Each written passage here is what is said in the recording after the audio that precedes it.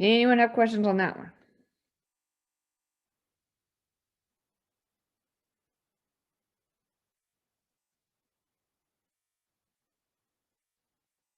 Okay. All right, so then 12.3.31. So you have a choice here. You can use the product rule because it's that term times that term. So you could do 1d2 plus 2d1.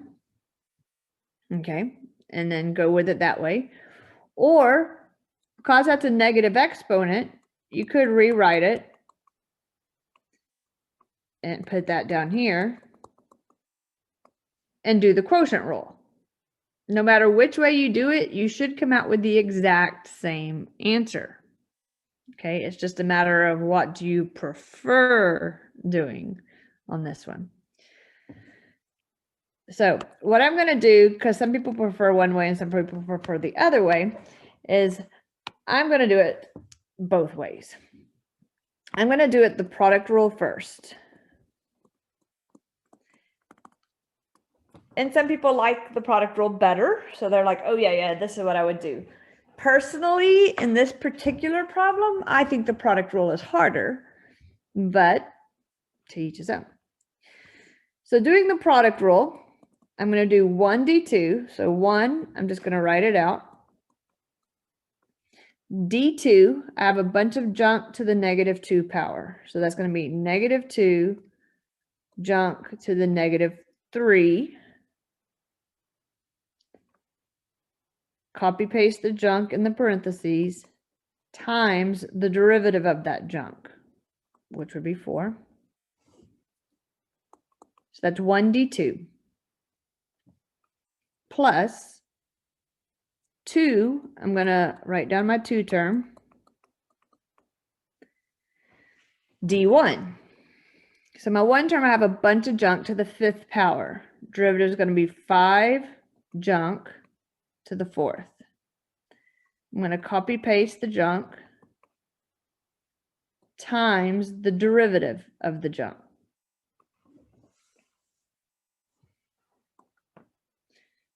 Give that a second to sink in and see if anyone has questions so far.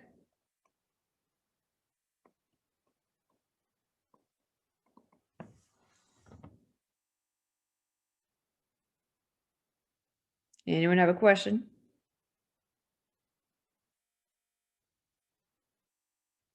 All right. So now I'm going to concentrate on both sides of the plus sign. I am going to reorder this one because it's pretty ugly looking. So I'm going to reorder.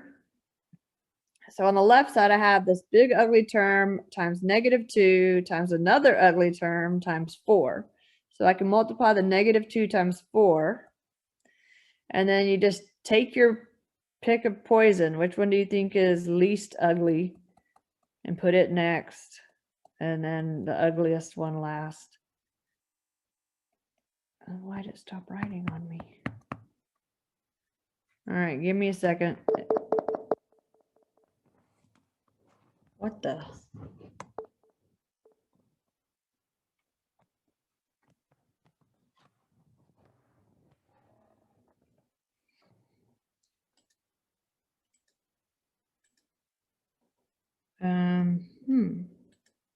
Hey, are y'all there? Yes, ma'am. Okay. Yes, ma'am. We'll pretend nothing happened.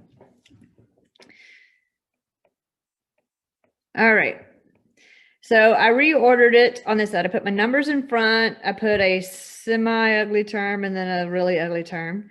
And then I have my plus sign.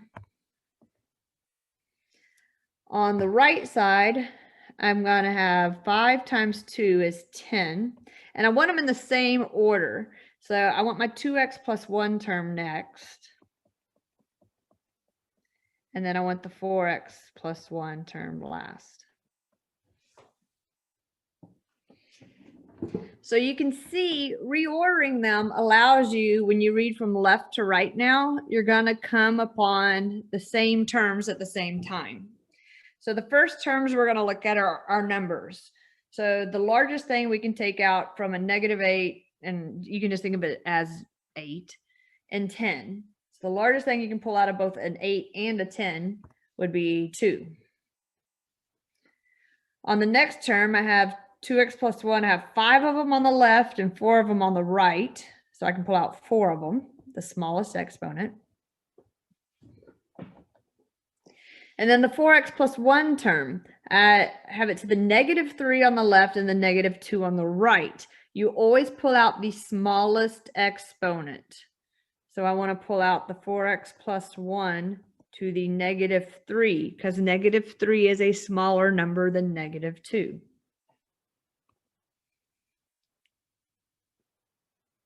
And that leaves me with, so for the number, out of the -8, I pulled out a 2, so that's going to leave me with a -4. On the 2x plus 1 term, I pulled out 4 of them, so it leaves me with 2x plus 1 to the 1. And on the 4x plus 1 term, I pulled out the whole thing. Plus. On the right side of the plus sign, from the 10, I pulled out 2, so it leaves me with 5. I pulled out that entire term of the 2x plus 1. And then this one, how do you figure out what exponent is left? You take this exponent minus the exponent you pulled out.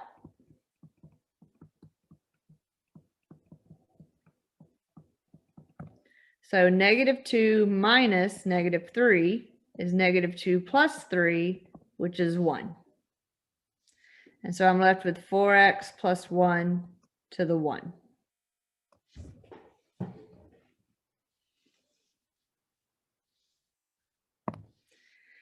So all I have left to do is clean up this inside of this parentheses here. So I'm going to go ahead and distribute this and say -4 times 2x is -8x. And then -4 times 1 is -4. It's not writing. I hope it didn't black out on me again.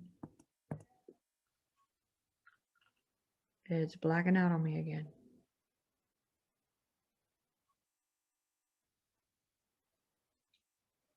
What in the world?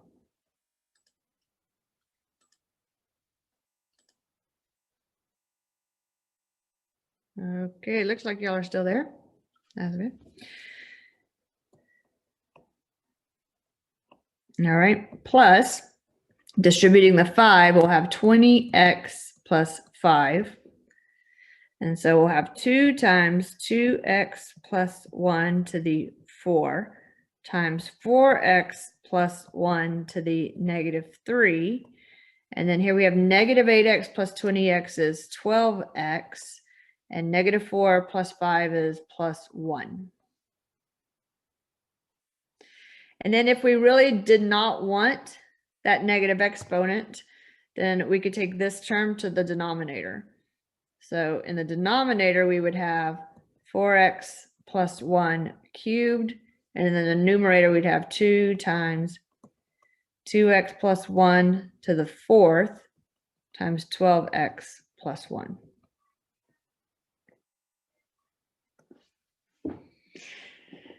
So that's how you would do this problem using the product rule. Okay, I'm going to work the same problem, but using the quotient rule. And then see, like, you can decide which one you like better. 2x plus 1 to the 5th. Let me rewrite it real quick.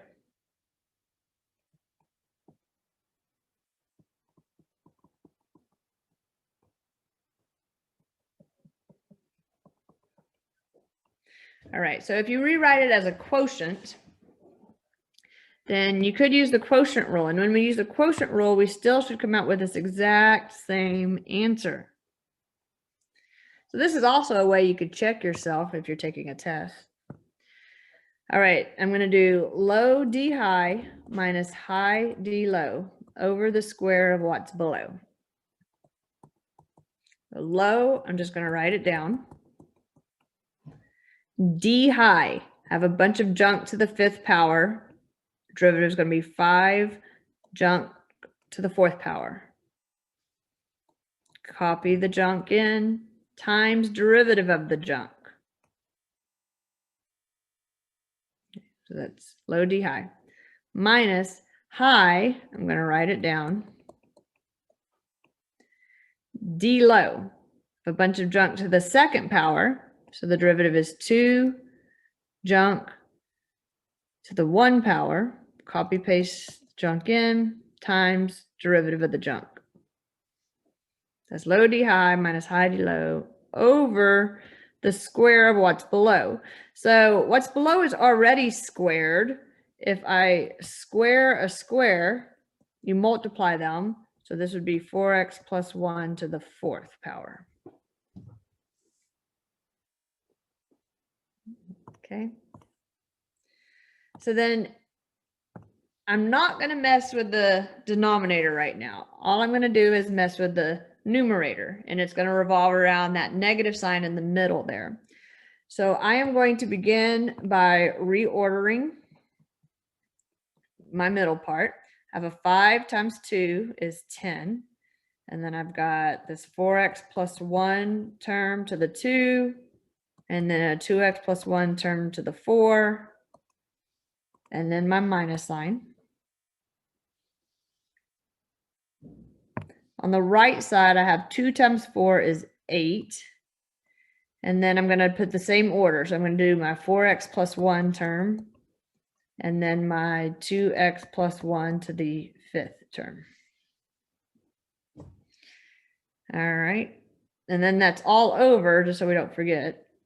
It's about to black out on me again. I don't know what's wrong with my computer.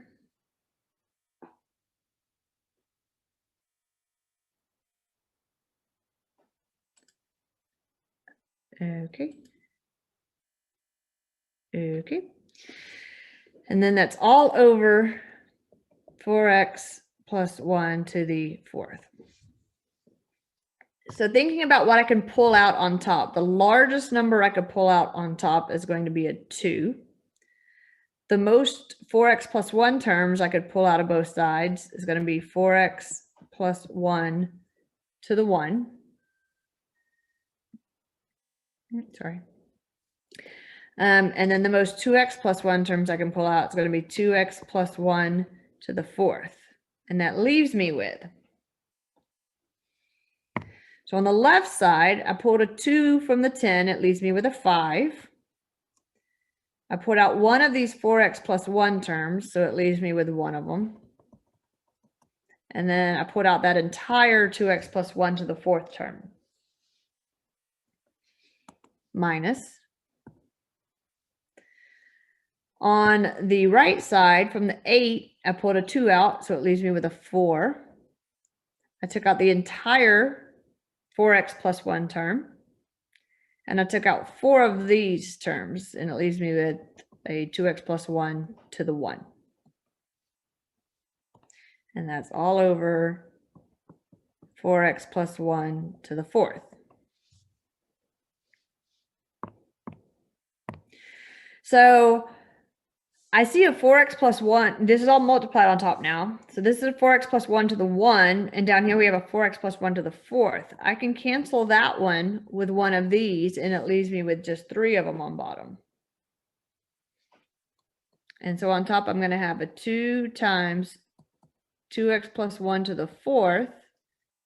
I've got to clean up what's in the parentheses here. So that's going to be 20x plus 5 minus 8x minus 4. So 20x minus 8x is 12x. 5 minus 4 is 1. And then my denominator is 4x plus 1 cubed. And that is the same exact answer we got when we did product rule. So I mean, sometimes the product rule is easier than the quotient rule, but sometimes the quotient rule is easier. I mean, it depends upon your preference right there.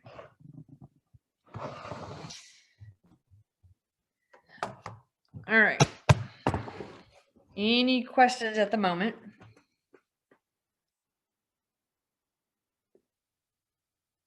Okay.